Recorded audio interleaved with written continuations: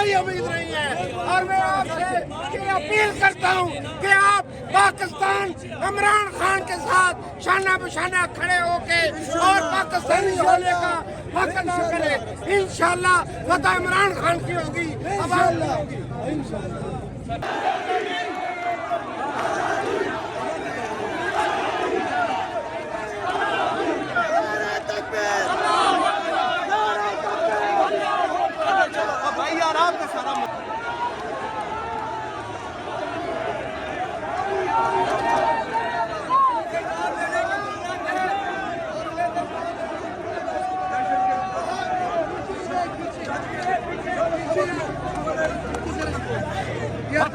बताओ आप जैसे आ रहे हैं।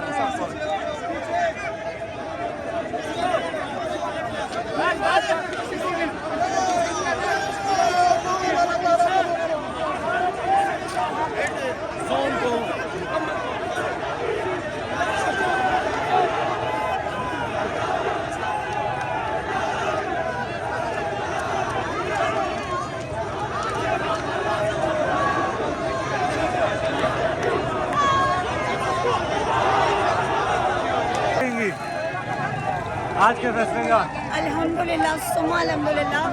और इमरान खान वापस आएगा इंशाल्लाह। और ये याद रखना कि जब इमरान खान वापस आएगा तो फिर जमात मस्त कलंदर होगा इंशाल्लाह। और पाकिस्तान वो पाकिस्तान बनेगा, वो पाकिस्तान बनेगा कि जो पाकिस्तान हम सबकी ख्वाहिश है, और वो पाकिस्तान की जिसकी हम सबने ख्वाब